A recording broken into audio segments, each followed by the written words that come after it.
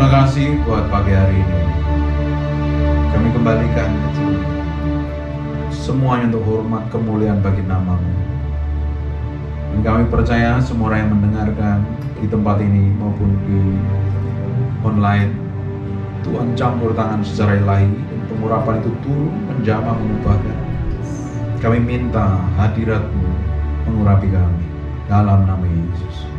Amin. I just want to praise you. Maka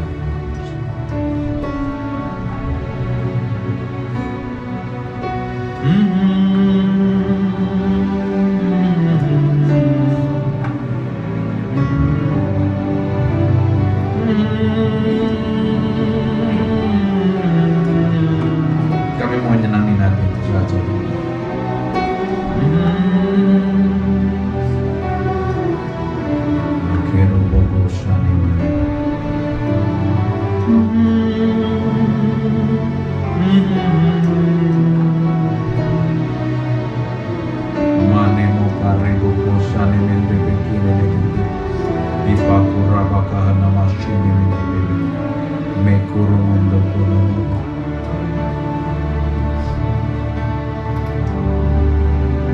Matius pasal yang ke-16 ayat yang ke-24. Lalu Yesus berkata kepada murid-muridnya, setiap orang yang mau mengikut aku harus menyangkali dirinya, memikul salibnya dan mengikut aku. Kita gak bakalan bisa ikut Tuhan dengan sungguh hati sampai kita menyerahkan diri kita sepenuhnya kepada Tuhan. Kita gak cukup jadi orang percaya saja, kita gak cukup jadi orang Kristen yang minggu gereja, tapi kelakuan, sikap, dan perbuatan kita tidak mencerminkan jadi pengikutnya Kristus. Kalau kita mau jadi orang Kristen yang sejati, kita harus pikul salib, sangkal diri, mati daging. Bapak Ibu, sampai kita memberi diri kita sepenuhnya, baru kita bisa mengikuti Tuhan. Kalau enggak, diri kita dipimpin oleh keinginan daging dan hawa nafsu kita. Kita bisa datang ke gereja, tapi emosi kita yang mimpin, kehendak kita yang mengendalikan, amarah kita yang mengendalikan. Tidak heran orang dunia melihat kita, kelakuan kita seperti setan, sekalipun rajin ibadah. Yang membedakan kita dengan orang dunia yang tidak kenal Tuhan adalah karakter sikap kita yang mencerminkan kemuliaan Tuhan. Yang terlihat dari kehidupan kita setiap hari. Itu tidak bisa disangkalin, harusnya hidup kita mencerminkan kemuliaan Tuhan. Yang orang lain bisa lihat. Sekarang jadi masalahnya orang melihat apa dalam kehidupan kita. Ketika Bapak Ibu ngadepin masalah, tekanan, himpitan, persoalan, ketika dicaci maki, difitnah, dituduh, reaksimu apa? Seperti setan atau seperti orang-orang yang pengikutnya Kristus? Harusnya jadi orang Kristen berbeda. Beberapa hari yang lalu saya hampir kehilangan nyawa saya karena ada penyumbatan kepala saya. Saya gak bisa jalan selama 10 hari, gak bisa ngapa-ngapain. Saya pikir sudah selesai dengan hidup saya.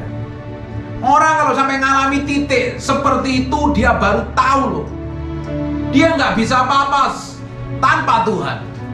Tapi banyak orang kan merasa masih gagah, masih kuat, masih bisa melakukan aktivitas, masih punya duit, masih punya jabatan, mobil bagus, rumah bagus, kehidupan yang enak. Dia pikir bisa melakukan segala sesuatu semaunya sendiri. Ternyata kita menjadi orang Kristen adalah memberi diri kita sepenuhnya kepada Kristus. Kristus yang berkuasa, Kristus yang memerintah, Kristus yang mengendalikan di dalam diri kita. Kita tidak sampai bisa memberi diri sepenuhnya kepada Tuhan kalau kita tidak memiliki hubungan yang dalam dengan Dia, bergaul dengan firman. Tidak heran orang yang gak bergaul dengan firman, kehidupannya ya liar, ngawur, ngaco. Pembantunya gak melihat Kristus, sopirnya gak melihat Kristus. Karena melihat kelakuannya gak jauh beda dengan orang yang gak kenal Tuhan. Apa yang membedakan kita dengan orang yang gak kenal Tuhan? Sikapmu, tindakanmu, kelakuanmu menunjukkan siapa sebenarnya engkau di hadapan Tuhan. Karena barang siapa mau menyelamatkan nyawanya, ia akan kehilangan nyawanya. Tetapi barang siapa kehilangan nyawanya karena aku, ia memperolehnya. Apa gunanya seorang memperoleh seluruh dunia tetapi kehilangan nyawanya? Buat apa kita punya segala sesuatu yang kita nikmati di bumi ini? Ternyata setelah kita dipanggil Tuhan, Kita nggak bisa mempertanggungjawabkan dari apa yang Dia percayakan kepada kita. Karena kerajaan Allah seperti seorang pengusaha yang mempercayakan 1 uang mina, 2 uang mina, dan 5 uang mina. Dikemanain? Bapak Ibu, dipercayakan Tuhan apa hari ini? Skill, kemampuan, keahlian, kekuatan, harta, atau apapun yang Tuhan percayakan hari ini, harusnya kita kerjakan dengan tanggung jawab, dengan sungguh-sungguh. Kalau tidak, suatu hari kita nggak didapati menjadi hamba yang berkenan. Ujungnya kita didapati menjadi hamba yang dipercayakan 1 nggak ngapa-ngapain. Ketika hari ini engkau dipercayakan apapun itu namanya, pekerjaan, usaha, karir, jabatan, atau apapun namanya, ketika kita kerjakan dengan sungguh-sungguh, dari sanalah permulaan berkat itu akan ditambahkan. Ingat, ketika satu orang dipercayakan 1 uang mina, ternyata nggak bisa ngapa-ngapain, malah nuduh yang mempercayakannya adalah orang jahat. Akhirnya apa? Diambil, disuruh kasih yang bisa mengembangkan jadi lebih banyak.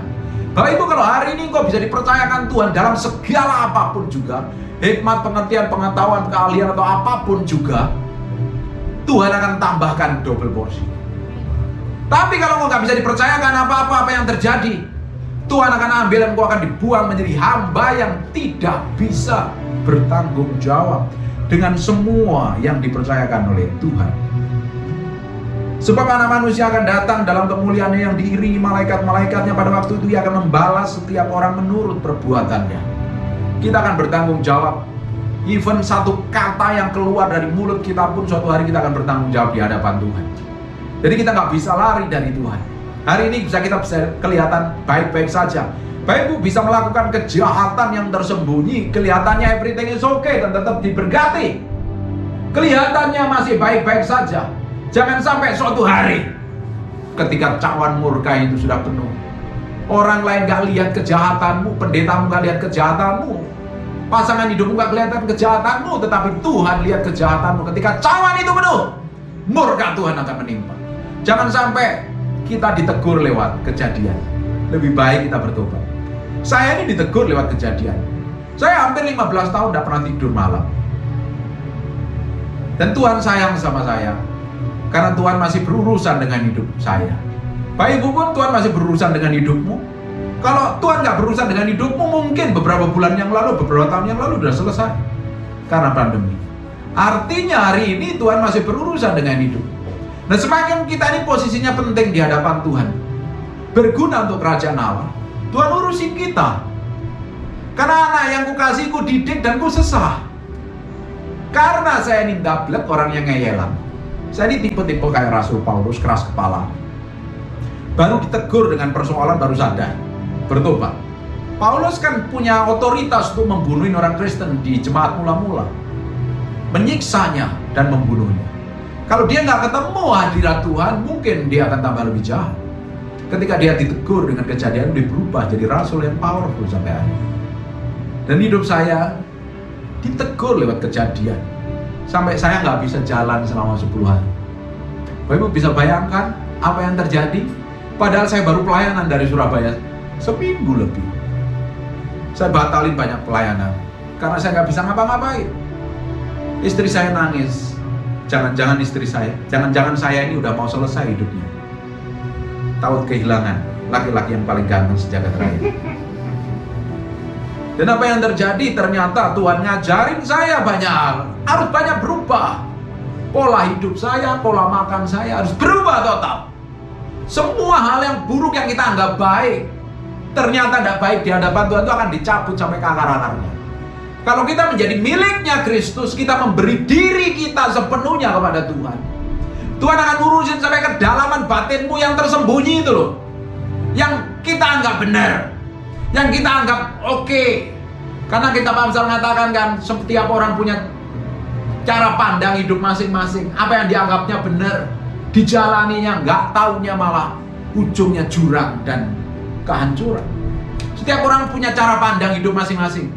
Apalagi dipengaruhi dengan masa lalu, didikan orang tuanya, didikan lingkungannya, dan banyak hal. Tapi kita harus selaraskan dengan firman. Apa yang kita anggap benar, kalau gak sesuai dengan firman, buang. cara hidup, pola hidup pun harus berubah terus. Semakin menjadi serupa segambar dengan Kristus. Kalau tidak, kita jadi orang Kristen bertahun-tahun tapi kelakuan kita mirip orang dunia, bahkan lebih jahat dari iblis. Nipu, bohong, penuh kepalsuan, berzina. Jahatnya bukan main mulutnya. Padahal harusnya kita berubah dari hari ke hari menjadi serupa segambar dengan Dia. Ketika kita memberi diri kita menjadi pengikut Kristus, kita tidak punya hak lagi atas diri kita. Ini milik Kristus sepenuhnya. Katakan milik Kristus sepenuhnya. Milik Kristus sepenuhnya. Jadi kita nggak bisa lakukan apa-apa harusnya tanpa pimpinan Roh Kudus. Tapi pada kenyataannya hari ini kalau Roh Kudus diambil dari muka bumi ini, orang Kristen masih santai-santai jalan hidup. Tidak seperti ada masalah. Mungkin gereja melakukan aktivitas seperti biasanya karena nggak mengandalkan kekuatan Tuhan lagi. Kita pun bisa jalan hidup sendiri. Tapi kalau orang yang mengandalkan Roh Kudus, kan dia nggak tahu apa yang harus diperbuatnya sampai dia tanya Tuhan, Tuhan ngomong apa. Dia berdoa dulu minta pimpinan Tuhan. Tahu gak kenapa Tuhan mau beresin hati kita? Dia mau menjadi satu-satunya yang memerintah dalam diri kita, menjadi raja yang memerintah seluruh kehidupan kita, supaya kita bisa hidup sejalan seperti yang Dia mau. Bapak Ibu bisa bayangkan kalau kita ini setiap kali berjalan seperti yang Dia mau, apa yang Bapak Ibu perbuat Tuhan bikin berhasil? Tuhan bikin breakthrough dan terobosan, pengaruhmu semakin besar, bisnis usahamu makin besar, jualanmu pasti akan besar seperti di sebelah. Kalau disertai Tuhan. Tapi kalau nggak disertai Tuhan, kau kerja pakai kekuatanmu sendiri, bisa diberkatin Tuhan, tapi ujungnya kesusahan akan mengikutinya. Ketika kau kerja pakai kekuatanmu sendiri, tetap orang dunia kerja pasti diberkati, betul Bapak? Orang rajin pasti diberkati. Tetapi kesusahan dan penderitaan akan mengikutinya. Tetapi kalau kita ikut Tuhan, jalan sama Tuhan, ngikutin kehendaknya, Bapak Ibu bisa bayangkan apa yang kita perbuat. Kata kita Mazmur, Tuhan akan berkati, Tuhan akan membuat segalanya berhasil. Tapi kalau pakai kekuatan sendiri, bener, jadi kaya, punya mobil bagus, punya rumah bagus, tapi nanti umur 50, 60, 70 engkau boleh sakit-sakitan dan stres. Karena apa? Kesusahan mengikutinya. Jadi kita menjadi orang yang diberkati Tuhan. Kita bisa mempertanggungjawabkan semua yang Tuhan percayakan dalam kehidupan kita. Amin. Amin. Amin. Amin. Kita harus tambah hari tambah menyenangkan hatinya. Nggak ada yang lain. Saya tahu persis sekarang. Tahu apa yang harus saya lakukan atau harus apa yang saya kerjakan. Saya hanya mengandalkan Tuhan toh, tidak ada yang lain. Orang tidak punya kekuatan apa-apa. Kalau melihat ada orang yang berkelakuan buruk, saya pikir dia belum ketemu dengan Tuhan, belum pernah mengalami titik terendah seperti yang saya alami.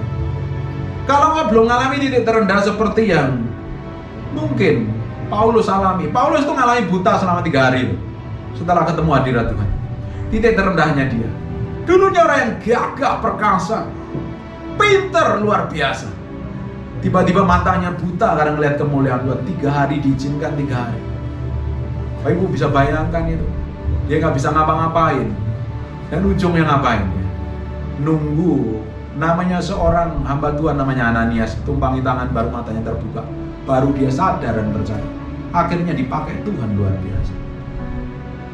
Bapak Ibu, kalau engkau belum mengalami titik terendah dalam hidupmu, kalau engkau sudah mengalami titik terendah tapi nggak bertobat, keterlaluan itu, diablek, ngeyel, kelakuanmu ngawur. Kalau sudah hancur-hancuran, sudah nggak punya kekuatan, ya kita perlu nempel sama Tuhan. Kita perlu bergaul sama Tuhan. Kita nggak bisa pakai kekuatan kita sendiri kok. Apa yang kita bisa melakukan dengan kekuatan kita sendiri? Saya juga nggak habis pikir kalau ada orang sombong dan belagu, merasa punya gelar banyak dan bangga. Lihat gelarku, lihat mobilku, lihat jabatanku. Apa? Untuk apa? Ketika engkau sakit dan tidak bisa ngapa-ngapain seperti yang saya alami, tidak ada gunanya sama sekali. Punya mobil bagus pun nggak bisa nyetir, punya duit nggak bisa makan enak, nggak bisa ngapa-ngapain. Terus kalau hari ini orang sombong dan belagu, dia belum pernah ketemu dengan Tuhan yang Maha Kudus itu. Kalau engkau masih sombong dan belagu, belum bertobat, balik sama Tuhan. Saya berdoa di tempat ini nggak ada orang kayak gini. Hatinya sudah diubah Tuhan semua. Amin. Karena diajarin, dikotbahin dengan keras kayak begini, Kalau engkau nggak bertobat, nggak habis pikir meski diapain lagi. Amin. Amin. Ternyata apa yang dialami Daud ketika dia bikin dosa dan kesalahan sama seperti yang dialami oleh Saul. Berada di titik terendah, dia ngomong sama Tuhan, jangan ambil rohmu daripada aku. Dia tahu persis ketika Roh Kudus undur dari mertuanya namanya Saul. Saul dirasuk roh jahat. Makanya Daud bertobat begitu rupa, nangis sama Tuhan, jangan ambil rohmu daripada aku. Dia tahu dia harus ngikutin Tuhan, karena yang membuat peperangannya berhasil adalah kekuatan Tuhan. Dalam hidupmu kalau andalkan Tuhan, engkau akan menikmatin semua kebaikan Tuhan secara luar biasa. Sekarang buka di Matius pasal yang ke-19.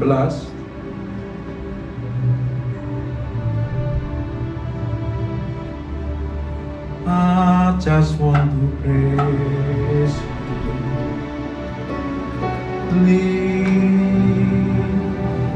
my hands and say, saya suka lagu ini.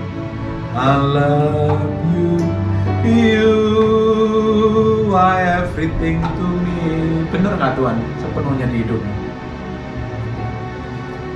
Kalau Tuhan sepenuhnya di hidupmu, engkau tahu dan tahu Dia yang ngontrol hidupmu sebenarnya. Ketika engkau diperlakukan buruk orang lain pun Tuhan hanya senyum. Baca kisahnya Paulus ketika dia bertobat. Ketika dia nganiaya orang Kristen, yang dianiaya orang Kristen jemaat mula-mula, ternyata yang disakitin Tuhan. Yang disakitin Tuhan. Tahu nggak kita ini adalah baiknya Allah? Tuhan berkuasa, powerful dalam diri kita. Maka kalau ada orang kurang ajar sama kita, diam saja. Tuhan yang akan bekerja. Bapak Ibu, apa saja yang kau kerjakan, kau libatkan Tuhan. Tuhan yang di dalammu, yang mimpin dan kontrol, yang membuat berhasil. Model bisnis mau kayak apapun juga, mau jualan kayak apapun, mau pelayanan kayak apapun juga. Ketika Tuhan yang di dalam kita ini berkuasa, Dia akan yang membuat segala sesuatunya berhasil, supaya nama Tuhan dipermuliakan melalui kehidupan kita. Amin. Amin. Layanan musik pun akan diurapin Tuhan, powerful dan dahsyat ketika engkau benar-benar ngerti dan kenal Tuhan dan bergaul dengan Tuhan. Makanya kita ngikut Tuhan itu bukan hanya sekedar mengikuti ibadah agamawi gereja, bukan hanya sekedar engkau datang ibadah hari Minggu.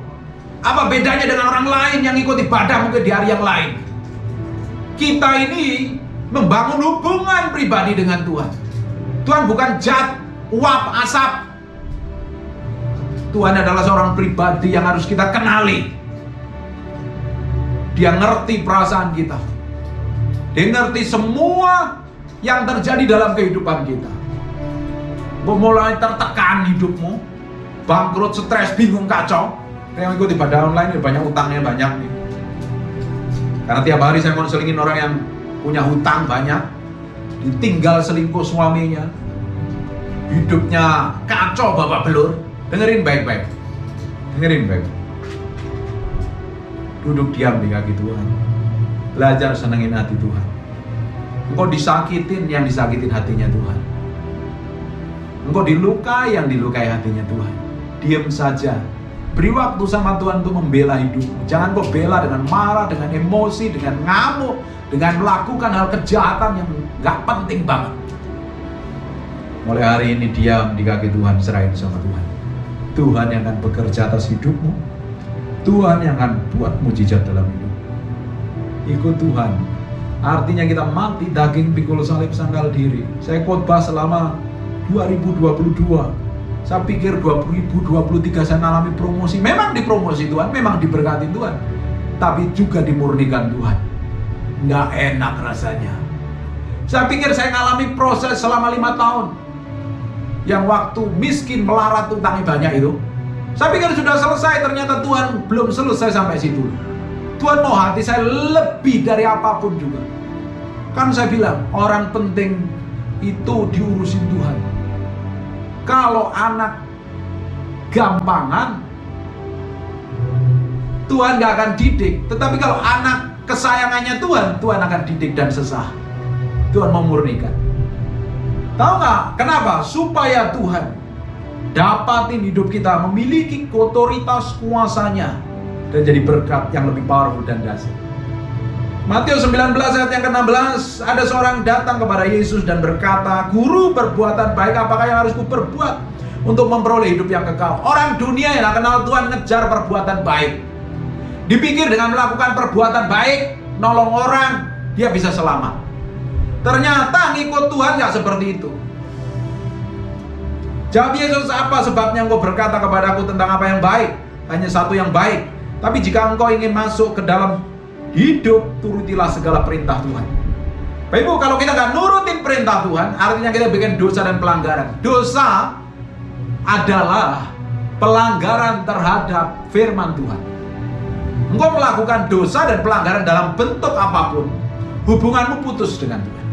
Ketika hubungan putus dengan Tuhan, engkau nggak dalam proteksi Tuhan. Engkau dalam posisi menjadi musuhnya Tuhan. Ketika Tuhan menjadi musuhmu, apa yang terjadi dengan hidupmu? Gagal total, jadi bubur hidupmu, hancur, dihabisin oleh musuh. Amin. Kita lihat orang Israel ketika melakukan hal yang jahat di matanya Tuhan. Bapak Ibu baca nanti di 1 Tawarik, 2 Tawarik, 1 Raja-Raja, 2 Raja-Raja. Ketika mereka melakukan apa yang jahat di mata Tuhan, mereka diserahkan kepada musuh mereka, digagain, dibunuh, dihancurkan. Hari ini mungkin nggak punya musuh secara fisik, karena kita memang nggak punya musuh secara fisik. Kitab Efesus katakan musuh kita adalah roh-roh jahat di udara, bukan darah dan daging. Kalau masih ada darah dan dagingnya, dia bukan musuhmu, sekalipun itu saudaramu sendiri, mertuamu, papamu, adikmu, bosmu, tetanggamu atau siapapun. Kalau masih ada darah dan dagingnya, dia bukan musuhmu. Tapi seringkali setan manifestasi melalui orang untuk hajar kita. Makanya kita harus pintar. Setan kan bentuknya roh. Roh jahat di udara itu kan bentuknya roh, penguasa-penguasa itu. Dia untuk memanifestasikan pekerjaannya kan dia harus memasukin seorang dong. Memanifestasikan lewat orang dong. Makanya orang-orang yang jahat, yang tidak bertobat, yang kelakuannya busuk dan jahat itu, di baliknya adalah kuasa roh jahat yang bekerja. Bapak bisa nonton TV, perhatikan ketika didapati ada orang-orang yang membunuh keluarganya, membunuh istrinya, membunuh suaminya. Nah, apa yang terjadi ketika dia sadar? Dia seperti mendapat bisikan. Sebenarnya apa itu? Roh jahat yang manifestasi. Karena kerjaannya setan adalah membunuh, mencuri, membunuh, dan membinasakan. Hari ini kau nggak di dalam Tuhan, hidupmu kacau dan berantakan. Jangan salahin Tuhan, bertobat balik sama Tuhan. Tidak heran kenapa hidup kita nggak ngalami kemenangan. Kenapa? Jangan-jangan posisi kita bukan di pihaknya Tuhan, kita bikin dosa dan pelanggaran. Bapak Ibu, segala sesuatu yang kita perbuat yang jahat itu, yang orang lain tidak tahu, Tuhan tahu. Kita Mazmur katakan, "Kemana aku dapat pergi menjauhi rohmu? Ke dunia orang mati ku ada di sana." Sejahat apapun, mas setiap hari kan kita perlu bergaul dengan Tuhan. Selidikin hatimu sebelum kau tidur. Sepanjang hari ini mulutku ngomong apa ya? Aku tadi udah jahat sama suamiku, sama istriku, sama orang lain. Aku sikap buruk, kelakuan. Kalau kita setiap hari koreksi hati kita, tambah hari tambah berubah nggak? Berubah Bang? Ya. Tapi banyak orang Kristen bertahun-tahun ke gereja nggak berubah. Tadi pagi sebelum datang ke sini, istri saya goreng pisang dan kita ngobrol di sofa. Setelah itu dia tanya, kenapa orang udah puluhan tahun ke gereja, ribuan dengar khotbah pendeta, pendeta gemuk, pendeta kurus, pendeta gondrong, pendeta gundul, dengerin semua. Tapi kenapa mereka nggak berubah?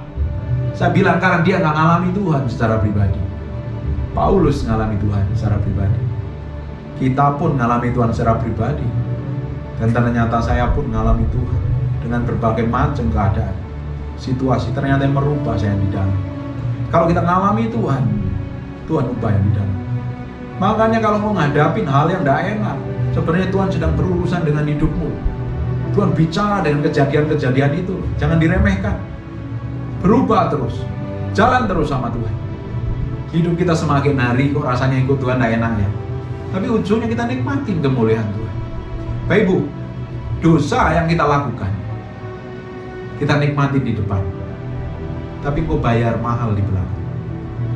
Sampai kematian kekal. Ikut Tuhan, bayarnya di depan, kita nikmatinya di belakang. Enak nggak? Nggak enak. Seperti kita nyicil apartemen atau rumah kan, bayarnya di depan dulu, plus bunga lah. Bunganya lagi yang kita bayar dulu, baru pokoknya di belakang. Ikut Tuhan, engkau harus pikul salib, sangkal diri, mati daging. Jangan izinkan semua kejahatan dosa dalam bentuk apapun. Kita kan mau nyenengin Tuhan. Saya udah ngomong sama istri saya, mungkin saya sekarang belajar pola hidup yang sehat, makan yang sehat. Kalau makan tepung, minyak-minyakan nggak mau. Bahkan masak pun istri saya tak suruh pakai minyak zaitun, sekalipun mahal nggak apa-apa lah. Jam 10 malam udah tidur, paling lambat jam 11. Kalian nanti jaga kehidupan, jangan kesehatan. Karena tubuh ini adalah bait Allah. Kalau kita nggak jaga dengan begitu rupa, kita jalan mau kita sendiri, harusnya kita menyelesaikan sampai garis akhir, tapi di tengah jalan kita harus. Karena kecerobohan kita dan kebodohan kita akhirnya selesai. Kita mau sama-sama tua dan semakin diberkati Tuhan, amin. Dan sisa yang hidup hari ini yang dipercayakan Tuhan, kita mau pakai untuk nyenengin Tuhan. Katakan nyenengin Tuhan. Dalam segala hal. Terus tidak ingin apa-apa. Bukan berarti nggak kerja loh, saya tetap kerja. Bahkan mungkin saya tambah giat kerjanya. Tapi sisa hidup yang ada ini saya mau pakai untuk nyenengin Tuhan. Yang dulu saya kejar ternyata sia-sia. Kalau engkau berada di titik seperti yang saya alami, baru engkau tahu, sadar, ngerti bahwa semuanya akan menjadi sia-sia dan Tuhan yang paling utama. Makanya selama engkau bisa dipercayakan, bisa jalan normal, bersyukur. Tahu nggak Bapak Ibu, dari saya nggak bisa jalan sampai jalan itu biayanya mahal sekali. Saya meski terapi, saya meski akupuntur, dan mahal. Suatu hari ketika saya mulai bisa jalan berdiri normal, saya ketawa bahagia banget seperti anak kecil. Karena saya pikir saya udah gak bisa jalan selama-lamanya. Makanya kalau engkau masih sehat, bisa ngomong, bahagia, jalan normal, pakai hidupmu untuk nyenengin Tuhan. Jangan bikin kejahatan dalam bentuk apa. Saya dari gak bisa jalan sempoyangan dipapah terus sampai hari ini bisa berdiri seperti ini. Dan bisa jalan normal, melakukan aktivitas, saya happy banget. Ketika saya pertama kali bisa melangkah normal, saya seperti anak kecil tuh, bahagia bukan main. Karena suatu hari saya bisa khotbah, saya bisa pelayanan kemanapun juga. Saya bilang sama Tuhan setiap hari, saya bangun keintiman lebih intim sekarang dengan Tuhan. Bapak tadi nyembah kamu rasain hadirat Tuhan kan? Lebih tebal dari biasanya. Betul apa enggak? Bener apa enggak? Coba kita tes, bangkit berdiri. Buka tanganmu dua-dua. Kita mau praktek sesuatu. Fokus sama Tuhan, lupakan diri. I just want to praise. Buka tanganmu dua-dua. Aku berdoa, sekarang urapan itu turun. Nikmati hadiratnya. Nikmatin urapan itu sedang turun. Ada sesuatu yang bergerak. Jesus name. In Jesus name. Urapanmu sedang turun. Dalam nama Yesus. Terima pengurapan itu. Aku berdoa, sekarang urapan mengalir dari ujung rambut sampai telapak kaki. Siap-siap saja. Yang ikut ibadah lain juga siapkan hatimu, terima sesuatu yang ajaib.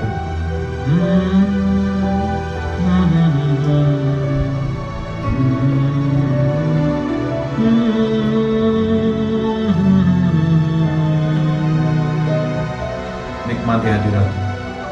Aku berdoa, sekarang urapan itu mengalir. Sekarang lebih kuat, lebih kuat. In Jesus.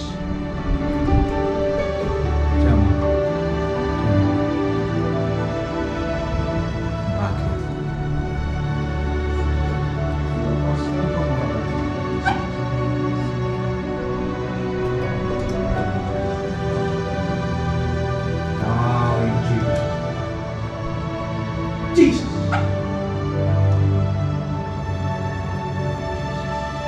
Terus.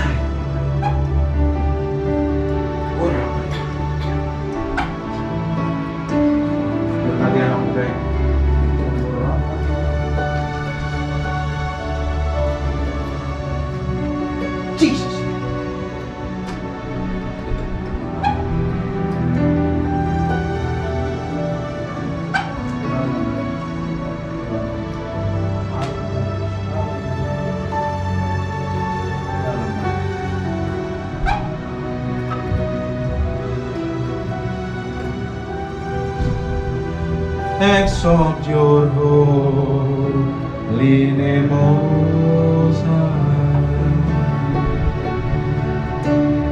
I just want to praise you.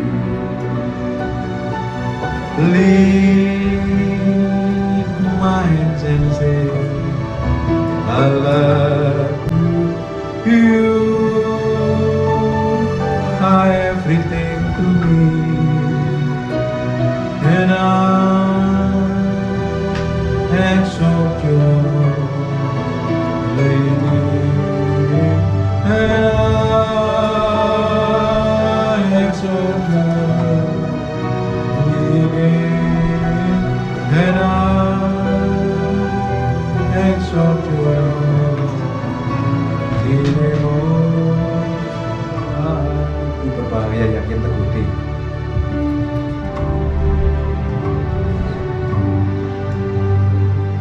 Ku berbahaya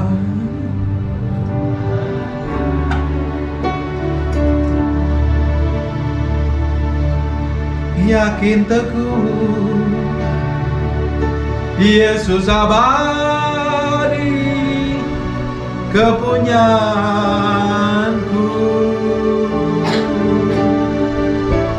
Aku warisnya, ku ditebus ciptaan baru, Roh Kudus. Aku bernyanyi bahagia. Aku bernyanyi bahagia,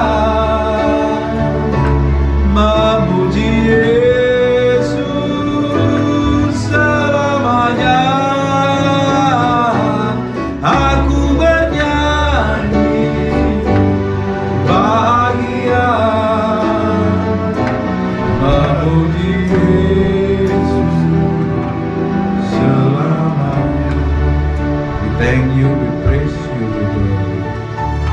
buat urapanmu dalam nama Yesus. Amin, amin. Di ayat yang ke-14, 18, kata orang itu kepadanya, perintah yang mana, kata Yesus? Jangan membunuh, jangan berzina, jangan mencuri, jangan mengucapkan saksi dusta, hormati ayahmu dan ibumu, kasihlah sesamamu seperti dirimu sendiri. Kata orang muda itu kepadanya, semuanya telah kuturutin, apalagi yang masih kurang. Kata Yesus kepadanya, jika engkau hendak sempurna, pergilah, jualah segala milikmu dan berikanlah itu kepada orang-orang miskin, maka engkau akan beroleh harta di surga. Kemudian datanglah kemari dan ikutlah aku. Ketika orang muda itu mendengar perkataan itu, pergi dan ia sedih sebab hartanya banyak. Apa yang paling nempel di dalam diri kita, itu yang diminta Tuhan. Apapun itu, karena kita nggak punya hak apa-apa atas diri kita sendiri. Semuanya punya Tuhan kok. Apapun itu loh, hobi, kepintaran, jabatan, hikmat, pengertian, pelayanan sekalipun. Duit milik Tuhan. Kalau itu nempel dalam diri kita, artinya itu sudah menjadi berhala. Kalau kita mau ngikut Tuhan, sepenuhnya milik Tuhan.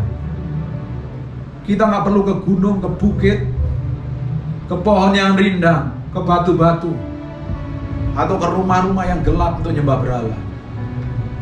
Tapi ketika engkau menomorduakan Tuhan dalam hidupmu, sebenarnya engkau sudah menjadi penyembah berhala. Apa yang paling banyak engkau lakukan?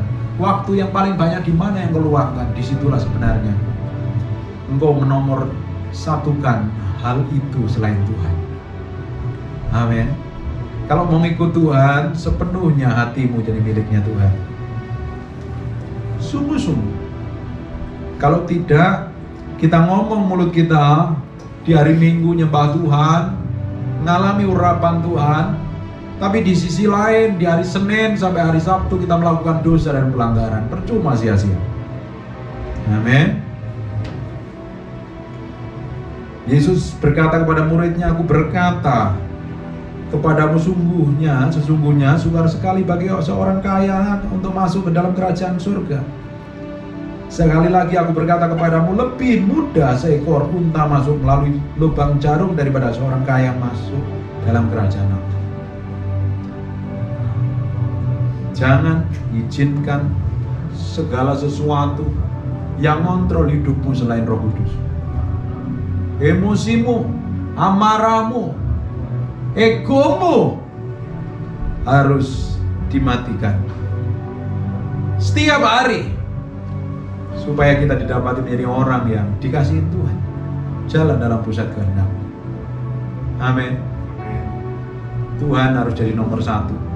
Karena hukum yang pertama adalah kasihlah Tuhan Allahmu dengan segenap hatimu dan segenap jiwamu, segenap kekuatanmu, segenap akal budimu. Tuhan harus menempati posisi utama dalam kehidupan kita. Kalau Tuhan bukan menjadi yang utama, aku pasti bikin kesalahan dan bikin pelanggaran. Tinggal tunggu waktu, aku akan mengalami kehancuran. Hari ini kita mau belajar memberi hati kita sepenuhnya untuk Tuhan. Dan dampaknya, ketika engkau menempatkan Tuhan menjadi satu-satunya yang memerintah dalam hidup, engkau akan menjadi orang yang bisa mengasihi sesamamu. Sekalipun orang itu ngeselin, bencekno, menyebalkan, bikin pelanggaran berkali-kali. Karena Alkitab katakan, berapa kali aku harus mengampuni orang yang bersalah kepada 77 kali 7, 490 kali. Satu hari ada 24 jam kali 60 menit. Berapa? 1000 berapa? Dipotong tidur 8 jam tinggal 960 kali. Dibagi 490 tinggal 1,9. Jadi untuk kamu bisa mengampuni orang yang bersalah, tiap 2 menit, ampuni aku dia, aku ngampuni dia.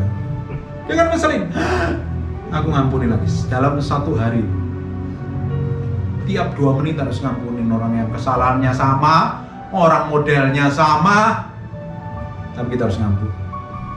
Itu dampak dari kita bisa mengasihi Tuhan sepenuhnya. Hidup menjadi berkat bagi banyak orang. Amin. Orang bisa melihat kemuliaan Tuhan yang manifestasi. It's real, Tuhan manifestasi melalui hidup kita, tindakan kita, sikap kita. Kamu selalu dengerin khotbah saya, kamu akan tahu inti pengajaran saya adalah membangun keintiman dengan Tuhan dan pikul salib sangkal diri mati daging. Karena ujungnya kita hanya ingin nyenengin hati Tuhan toh, bukan yang lain. Tuhan harus menjadi yang utama dan terutama, yang kontrol dan mengendalikan kita. Kalau enggak, kamu bisa datang ibadah seperti ini, kudus suci tak bercacat celah, dengerin khotbah yang online, kamu bisa duduk manis sambil nangis mungkin dilawat Tuhan. Tapi setelah selesai ibadahnya, kamu ketemu orang yang nyebelin, nyakitin, kamu bisa teriak histeris, manifestasi kayak orang kerasukan setan. Bisa kerja nipu, malsuin pajak bahkan, bohong sama orang lain, melakukan kebusukan dan kejahatan nipu orang. Kekristenan yang palsu. Kekristenan yang sejati adalah pikul salib sangkal diri mati daging, nyenengin hati Tuhan. Karena Tuhan yang memerintah hidup kita, satu-satunya yang berkuasa. Amin. Apa yang saya sampaikan ini tembus sampai kedalaman hatimu dan kau mesti berubah menjadi serupa segambar dengan Tuhan. Banyak orang salah dengan tujuan hidupnya. Dipikir dia tujuan hidupnya punya gelar, punya jabatan, menikah, punya anak, punya cucu, punya mobil bagus, punya rumah. Sehingga dia bisa pakai cara apapun untuk melakukannya. Dengerin baik-baik. Kita dipanggil bukan untuk lebih hebat dari orang lain, untuk lebih kaya dari orang lain, lebih rohani, lebih pintar khotbah, lebih urapan. Bukan. Kita dipanggil untuk menjadi serupa, segambar dengan Tuhan. Prosesnya, engkau harus membangun keintiman dan bergaul dengan Tuhan. Perjalanannya engkau harus pikul salib sangkal diri mati bangkit setiap hari. Dan tambah hari engkau nyenengin Tuhan. Engkau bisa kenal Tuhan, kenal isi hatinya. Waktu engkau tutup mata dan nyembah, engkau bisa ngerasain dia begitu dekat. Amin. Kau harus ngalami seperti itu, pengalaman rohani yang berbeda. Tanpa kamu sadari kamu bisa nyembah dan tutup mata sambil nangis. Karena dia baik sama kita.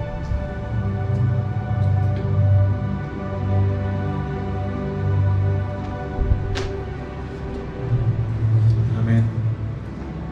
Tutup matamu.